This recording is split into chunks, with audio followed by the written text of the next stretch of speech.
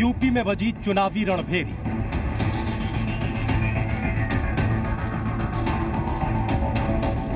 गोरखपुर के दौरे पर रहेंगे मोदी।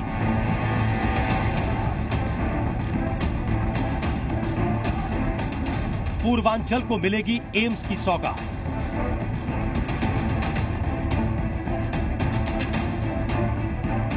बीस दिन बाद पीएम मोदी एक बार फिर पूर्वांचल को बड़ी सौगात देने जा रहे हैं। 17 नवंबर को पीएम मोदी ने देश के सबसे बड़े एक्सप्रेसवे पूर्वांचल एक्सप्रेसवे का लोकार्पण किया था। अब 7 दिसंबर को मोदी गोरखपुर एम्स का उद्घाटन करेंगे। विश्वस्तरीय विशेषज्ञ स्वास्थ्य सुविधा का एक महत्वपूर्ण केंद्र, देश और दुनिया में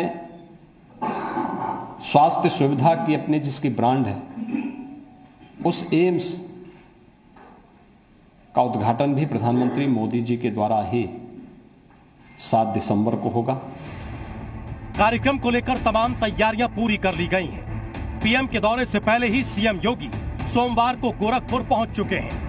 अगले साल चुनाव है, लिहाजा बीजेपी को मजबूत करने के लिए पीएम मोदी का पूरा फोकस पूर्वांचल पर है। यहां बीजेपी विकास के सहारे दोबारा सत्ता में आने की कोशिश में है। निश्चित तौर से प्रधानमंत्री जी आएंगे। आज वो राष्ट्र नायक हैं, बल्कि कह लीजिए दुनिया के नेता हैं। दुनिया उनको सुनना चाहती है और प्रधानमंत्री जी के उद्बोधन के बाद कार्यकर्ताओं में और जनता में उत्साह निश्चित तौर से आएगा, उसका हमें लाभ मिलेगा। पीएम मोदी एम्स के साथ साथ खाद कारखाने का भी उद्घाटन करेंगे। बताया जा रहा है कि पीएम करीब 10,000 करोड़ के विकास कार्य देश को समर्पित करेंगे। हालांकि पीएम के दौरे पर विपक्ष हमलावर है। वहीं राजनीतिक पंडितों की माने तो पीएम मोदी के गोरखपुर दौरे से बीजेपी एक तीर से 2 निशाने साध रही है। बीजेपी एक तरफ पूर्वांचल की दशकों पुरानी मांग को पूरा कर जनता के बीच विकास की छवि गढ़ रही है, वहीं पीएम के बैक टू बैक पूर्वांचल दौरे से बीजेपी विरोधियों को उभरने का मौका नहीं देना चाहती है। एक तरह से भारतीय जनता पार्टी ने इतने मजबूती से कवर किया है कि इस क्षेत्र में वो कोई भी गुंजाइश छोड़ना नहीं चाहते, और ये मैं समझता हूँ किसी भी पार्टी के लिए इस तरह से क्षेत्र पर फोकस करना ये उनकी अपनी रणनीति का एक आधार हो सकता है। क्योंकि बहरहाल पीएम मोदी के पूर्वांचल दौरे को लेकर बीजेपी कार्यकर्ता उत्साहित है। ब्यूरो रिपोर्ट, जी मीडिया। और उत्तर प्रदेश में मचे चुनावी घमासान के बीच सीएम योगी आज आजमगढ़ पहुंचे।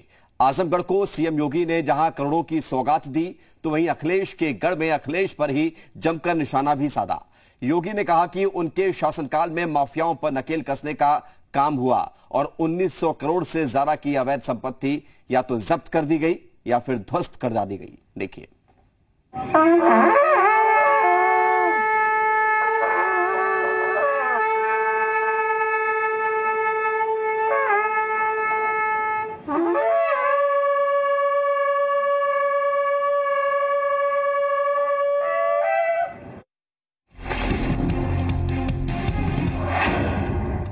आजमगढ़ में सीएम योगी की हुंकार। जय जय श्री राम, जय जय श्री राम। सपा का झंडा समझो बैठा है गुंडा। बुलडोजर पर अटकी यूपी की राजनीति।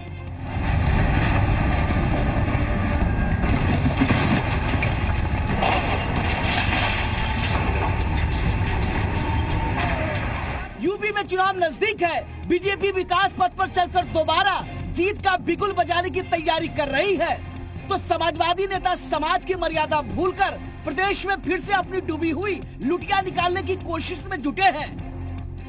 यूपी में इन दिनों यही चल रहा है। एक तरफ अखिलेश की लाल टोपी वाली सेना है, तो दूसरी तरफ योगी की भगवा ब्रिगेड। दोनों में आर पार की जंग छिड़ी है। सपा के गढ़ माने जाने वाले आजमगढ़ में जब सीएम योगी ने हुंकार भरी, तो सपाइयों को दिन में ही तारे दिखने लगे। उन्होंने कहा कि समाजवादी पार्टी की सरकार के समय अराजकता ही उसका पर्याय थी। देश में एक नारा चल रहा था कि जिस गाड़ी में सपा का झंडा समझो होगा कोई जाना पहचाना गुंडा। समाजवादी पार्टी की सरकार के समय तो अराजकता ही उसका पर्याय हो गया था।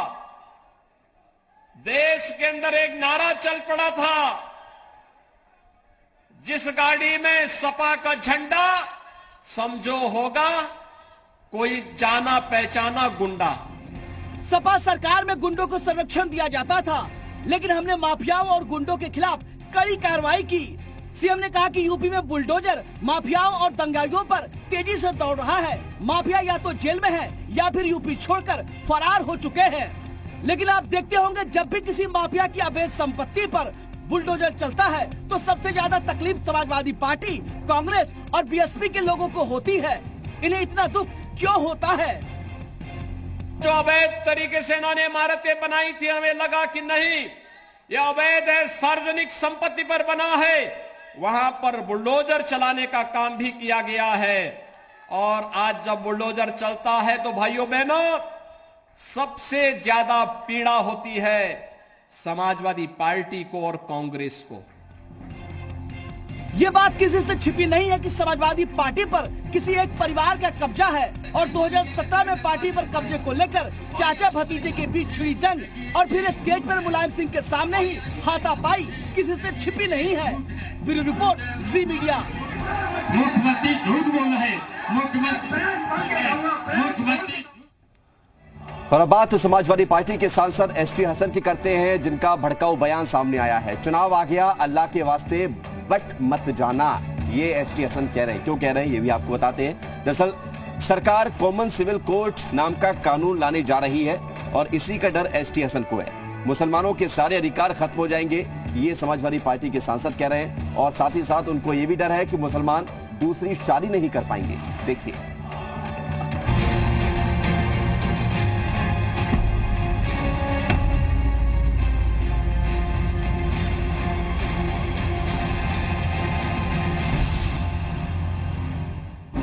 चुनाव से पहले डर की सियासत, वोट के लिए अल्लाह का वास्ता, शादी से निकलेगा सियासत का रास्ता, सपा सांसद की अनोखी सियासत।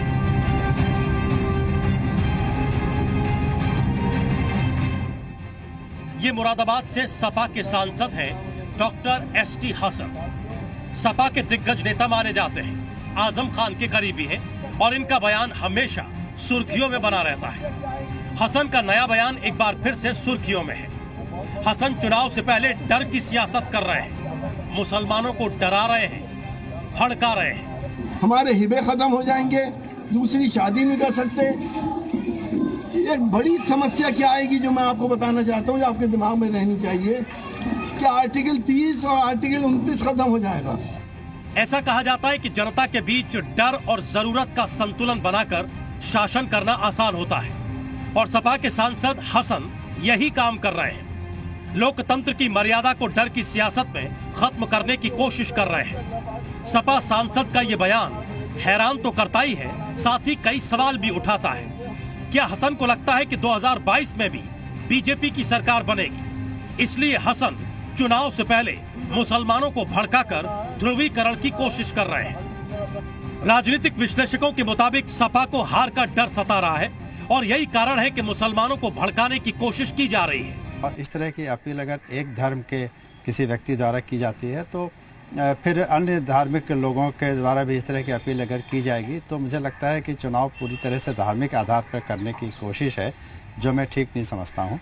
और समाजवादी पार्टी की ओर से ज़रूर ये कोशिश की जा रही होगी कि कैसे अल्पसंख्यक मतदाताओं को अपनी ओर करने के कोई प्रयास वो करते रहें। वहीं सपा सांसद हसन के बयान पर बीजेपी हमलावर है। वो कितनी भी कोशिश करें, उत्तर प्रदेश में योगी आदित्यनाथ जी की सरकार ने आज जिस तरह से सबका साथ, सबका विकास, सबका विश्वास और सबके प्रयास को मूल मंत्र जो प्रधानमंत्री जी ने दिया है उसको लागू किया है उत्तर प्रदेश में। आज सभी वर्ग, सभी मजहब के लोग भारतीय जनता पार्टी को वोट करने का काम करेंगे। समाजवादी पार्टी अपने मंसूबों में सफल नहीं होगी। ऐसा नहीं है कि सपा सांसद हसन ने पहली बार कोई भड़काऊ बयान दिया हो, लेकिन चुनाव से पहले जनता को डराकर और बीजेपी नेताओं पर निजी टिप्पणियां कर वो लोकतंत्र की मर्यादा का हनन तो कर ही रहे हैं, साथ ही अपनी पार्टी के लिए भी मुश्किलें पैदा कर रहे हैं। ब्यूरो रिपोर्ट, जी मीडिया।